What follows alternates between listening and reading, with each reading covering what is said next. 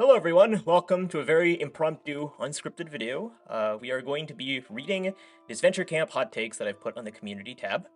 As some of you may know, we don't really have episodes of the Disventure Dispatch right now. It's a little hard to get guests over the course of just a week. The episodes are weekly, and there's two of them. And, you know, it's the end of December. Myself, Don, and Ark are getting busier with work and school. And if you've seen the community tabs, you'll know that I'm not really doing the best mentally anyway, so here we go, solo Jpeg video. This is a little experiment. If this video works and you guys enjoy it, then perhaps we'll do more. But we're gonna read some Disventure Camp hot takes, so here we go. So the first one comes from Giovanni Orellana, 2200. Here are a few hot takes. Number one, Hannah should have won Season 4. I mean, like, out of the final four, I would say so. I think she's the one who's the most likable, has the most win equity. It would make sense from a story perspective, but it also, like, I don't know, I kind of like the fact that she's like, nope, this game's not for me, I'm probably not coming back, I was just a big one-off character. I kind of like that as well. I guess it's not mutually exclusive. You can be a nice one-off character and also win. But out of that final four, I would agree. I think Hannah would be the most interesting winner. She would be like an emotional person who probably wouldn't want to win because she loses her friends, and maybe the arc can be like, you know what, I'm gonna win for my friends. I don't know, that could be interesting.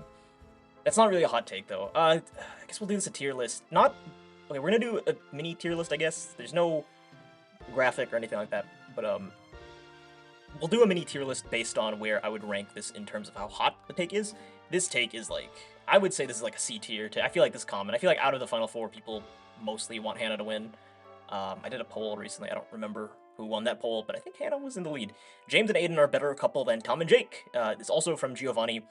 I don't think that's a hot take. I think, you know, James and Aiden, they only require one season to get together. Tom and Jake needed DC1 and All-Stars. They're, you know, I don't know, I like James and Aiden more from an aesthetically pleasing and writing perspective, but Tom and Jake, you know, they have a pretty interesting two-season arc, and there is some toxicity, but obviously they're both flawed human beings that made mistakes. I do think that the time skip, the gap between DC1 and All-Stars, made it so much juicier, you know. Jake had, you know, they don't talk for 2 years, and they're both, you know, they both care about each other, but they hurt each other. It's, I don't know, like, from like an entertainment perspective, from a likability perspective, James and Aiden for sure, I love those two. But from like a writing perspective, it is juicy. Tom and Jake are the heart of DC, and I do enjoy it. You know, All Stars is my favorite season. Sorry, that's a hot take. That's like an S tier hot take, because that is, ooh, spicy take. That half of the people already clicked off this video because I said that, but I mean, by this point, if you're subbed to the channel, you know I'm an All-Star shill. But yeah, no, I mean, I don't know, Tom and Jake, it's pretty interesting. Ted should have debuted in Fans vs. Favorites as a fan. That's not a hot take, that's more of just a comment. I mean, like, I don't know, that's not, I can't even comment, that's like C, that's not even a hot take. The Idols of Stick reference was wasted in Carnival of Chaos, it should have been in Fans vs. Favorites. The reason for that, from Giovanni's comment, is because in Survivor, Fans vs. Favorites, which was Season 16 of Micronesia, that's when the Idols of Stick, you know, that's where the original thing came from. I don't know, I think that would have been so arbitrary if they put it in Season 5, because like I already don't like the reference. It was such a forced reference. It's like one of the most surface level obvious things to reference Survivor over. It's either that or anything in Heroes vs. Villains or the auction comment. Logan made an auction comment where he was like, 50, no, 70, no, it's increments of 20 or whatever it was. I forgot exactly what it was, but I don't know, I didn't like that joke because it's like, it's such a surface level joke. I was just trashing on Survivor Heroes vs. Villains references, but I wrote a few in All-Stars, so what do I know? The Season 2 remake so far is how the Carnival of Chaos post-merge should have been less melodramatic and more lighthearted and fun. I mean, I don't know, like, okay, that is a hot take. Because, like, I think Carnival of Chaos's merge was quite messy and unfocused, and a lot of characters just felt kind of static and frustrating. But, like, I agree with that part, but I don't really agree with the more lighthearted and fun part. And I know that's weird to say, like, I don't want the show to be fun, but I kind of like the petty drama that happens in the show. I think Carnival of Chaos was really pushing it because it was drama that just felt safe, and that's why I didn't like it. I like how Season 2 is a more lighthearted and fun season.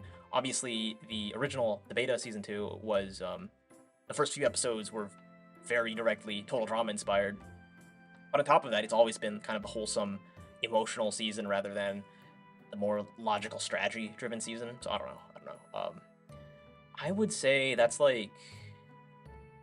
That's a pretty hot take. I'll say like, I'll say B. I'll say like B.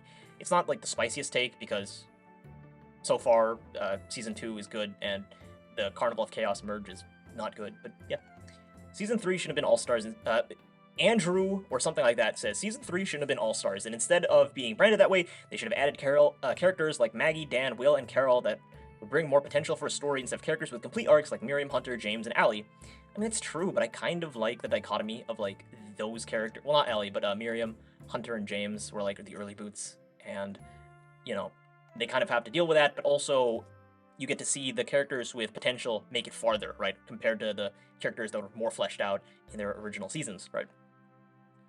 This is a take that I see a lot, that Season 3 should have been All-Stars, maybe Season 4, but you have to remember that if Season 4 was All-Stars, then the divide would be 6-6-6, you know, instead of 9-9. I like that the divide is 9-9 because you would have to cut some people, and I'm sure some people would want to cut, like, Connor and Yule and Ashley and whatever, but, like, I don't know, I prefer that it's a 9-9 split and not a 6-6-6 split, because, like, at that point, like, some characters just don't return, right, at that point, and I'm happy that so many characters returned, that we had 18 returnees from Gen 1 and Gen 2.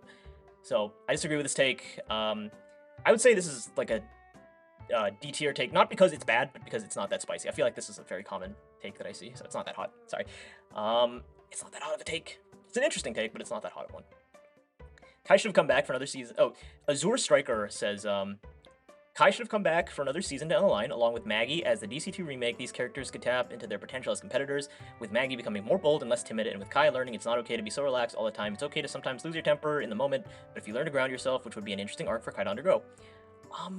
That's not really a hot take, because that's more of like a prediction or a wish, right? That's not really like a hot take. But yeah, I mean, Maggie in the DC2 remake has a lot of potential. She has a lot of fans, which is crazy because she was the most underutilized and, you know, despised character because her boot was so underwhelming in the original beta. But, you know, now she's very beloved because, you know, her voice is great, her animation is great. It's not really a hot take, but yeah.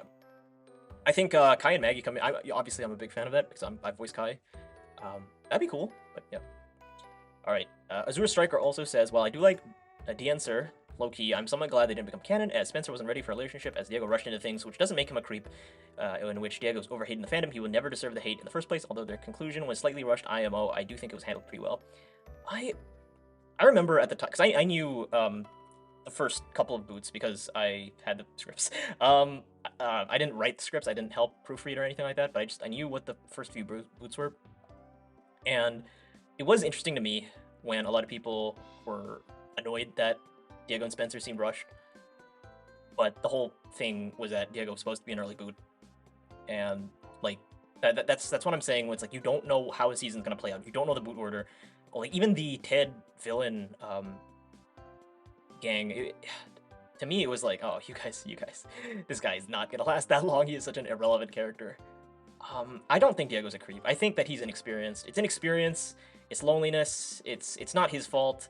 I hope that Diego can come back and maybe redeem himself a bit, even if it's not a romantic thing, or not even really Dispenser. I do hope that the character of Diego comes back, because he has an interesting archetype, you know, the wilderness guy. I don't know, I'm glad that they had the showing of a character having a crush on another character, and they didn't end up together. That's something that hasn't really been done before. There also hasn't quite been a breakup yet. I know Gret and Yule technically broke up, but that was like, you know, a toxic relationship to begin with. There hasn't been like a couple that was good for a while and then they broke up, probably on, you know, respectful terms.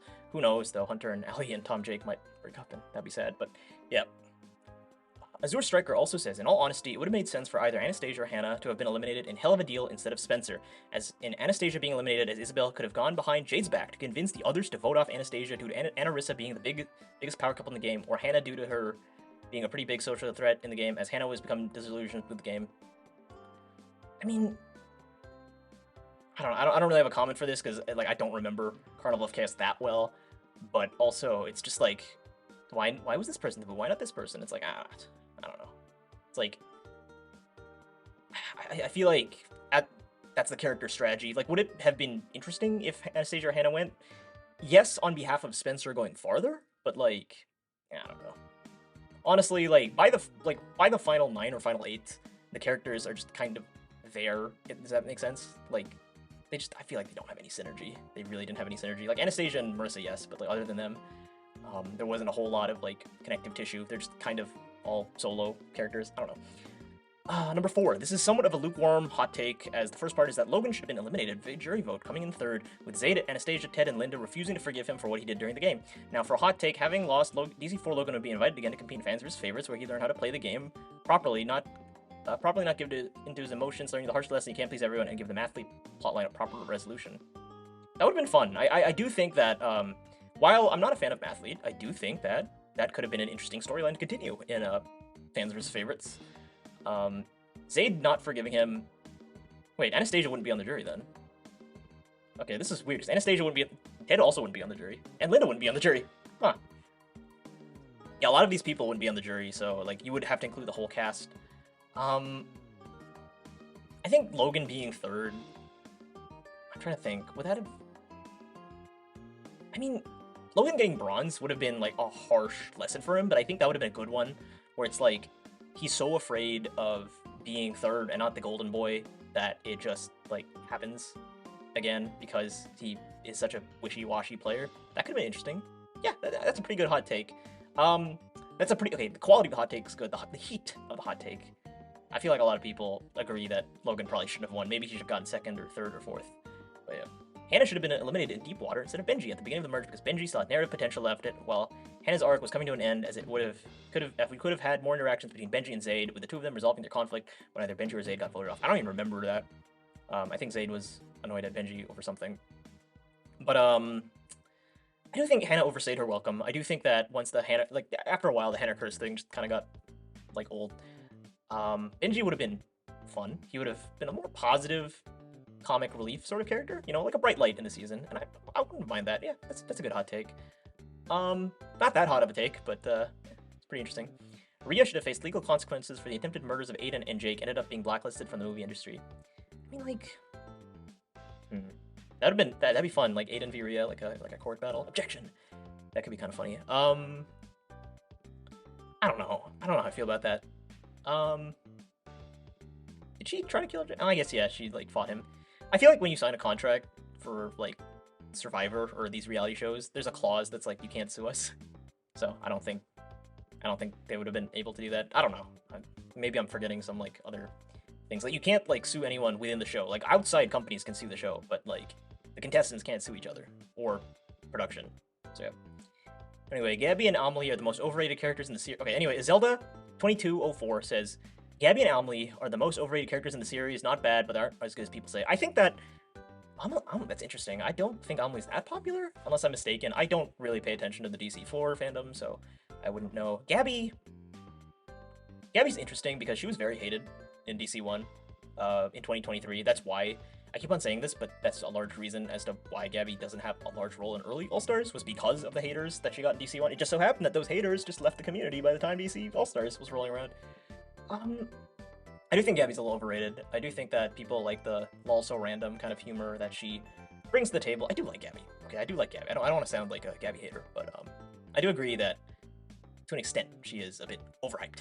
I also think that Izzy from Total Drama is overhyped. So I mean, your mileage may vary on that one. I'd say that's an S tier hot take. That's risky. That's a risky take you made there, Zelda. Jaden is overrated as well. It's not bad, but I never got the extreme hype for it, probably because I don't like James that much. James' remake is so much better. Yeah, I think that one, you're going to have to wait until the remake's over, because obviously the beta suffered in the writing department because of someone, so, you know. Maybe by the end of the remake, you'll buy into it, so I can't really talk about that one yet. Not having Tristan in Season 5 was such a missed opportunity, not just for Trinji, but also the potential friendship with Aiden. That could be interesting, yeah. Tristan and Aiden, it's like, you know, Cruella de Vil vibes, you know, black and white. Trinji could have been fun in Fans vs. Favorites. I do think that, like, you know, the no pre-mergers thing, which a lot of people didn't like, but I mean, that's kind of what happens when you complain about the pre-mergers in All-Stars. And I know people will be like, yeah, but that's All-Stars, this is Favorites, it's different. And, like, yeah, it's different, but you're sending the wrong message, you know what I mean?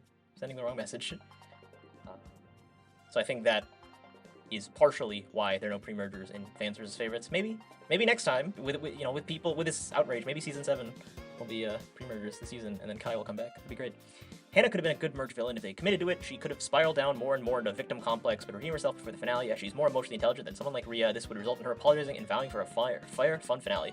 That is a good storyline. I do kind of like that storyline where she has a victim complex because of her mom's passing and all of her friends leaving, and she does a lot of unethical things behind the scenes, spread rumors, starts manipulating people. I think that would have been like a fun merge villain, and it's like it would be one of those cases where it's like she doesn't even realize that she's being the villain. That'd be fun. That could be fun. Yeah, I think like it's kind of like the Tess villain idea that people talk about occasionally, but like unlike where Tess just is doing it for the sake of therapy and all that stuff, Hannah would just be doing it because she's spiraling. She's kind of like manic. Man, that would have been hard to write for, I feel, but that would have been fun. Anyway, Mega Epic Song says, having Derek not be on screen at the end of Season 4 because he's going to do meetings with the producers makes no sense. If Trevor's also going to be one, but still has time to be on camera, then Derek should too. I know it's because of the VA being fired, but I mean in the universe. Did that actually happen? I mean, he was on Squid Game. I don't know. Was he fired? I don't think he was. Anyway, it would have made way more sense to say that Derek got injured after testing the challenge where they are above rocks and injured his spine and was in the hospital instead. I mean, I don't exactly remember what happened, the play-by-play. I don't know if Derek just abruptly started, to not appear, or if it was built up, like Derek was like, hey, I'm gonna disappear. But it was strange. It was strange. And obviously there is some real-world reasons for it, because of Squid Game. But, yeah, I mean, it does make sense. Like, just one of them needs to be in the meeting, and one of them hosts the show, and then the other, they can relay information to each other. That's fine. Mega Epic Songs also says, if the Season 2 remake had come before fans vs. favorites announced, she would have earned the spot. Who are you talking about? Who are you talking about? Allie? Who are you talking about? If the Season 2 remake had come before fans vs. favorites announced, she would have earned a spot. Who? Maggie. Okay, it's probably about Maggie. No, Maggie would have been a pre-merger, so no. But, like, I do think that obviously, it's talking about more so the in-universe favorites, right? I struggle to see a justifiable reason as to why characters that fans are kind of tired of seeing, like Tom and and Aiden and Allie. Not every fan, of course, not every fan, but over some of the more beloved fan favorites like Lil or Tess or even Dan, honestly. But yeah.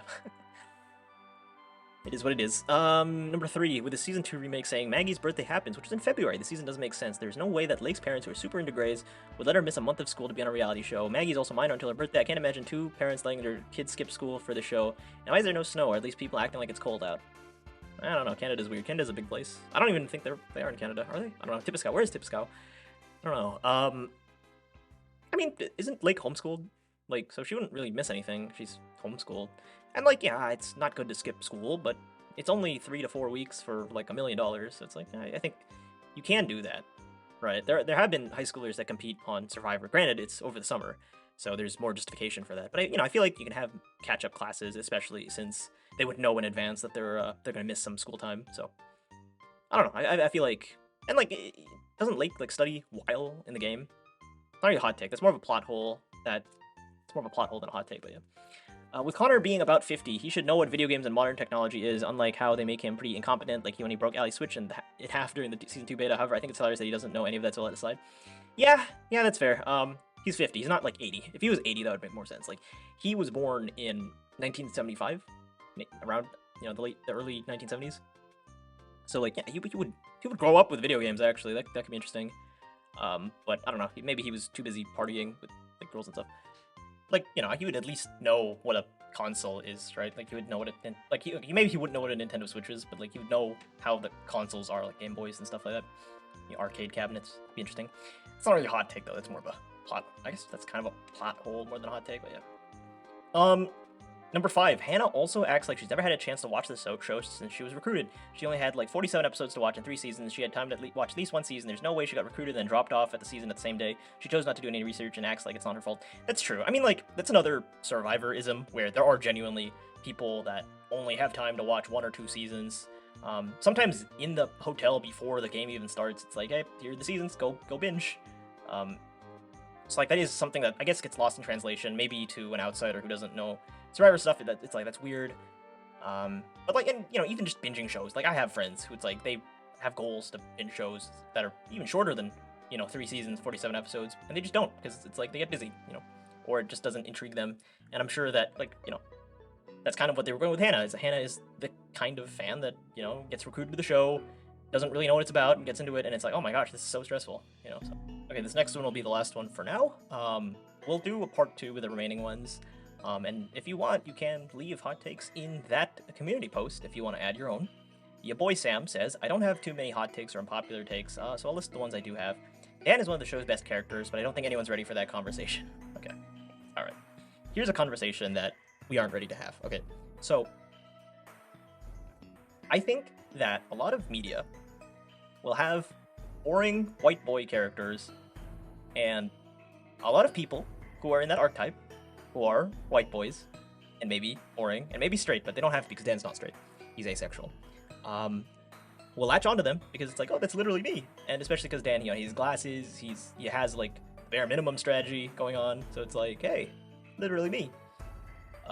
So when a show does not have, you know, boring white guy characters, and say what you want about, like, you know, Nick is funny, you know, Tom and Jake are dramatic, and, you know, they're gay, or, yeah. And, oh, come on, well, you could use many words to describe Jake, but boring is not one of them. So when a show doesn't have that, and Dan is, like, all you get, a lot of people latch onto him, and that's why I think Dan has such a big fan base. That's my theory. I'm not saying this to offend anyone.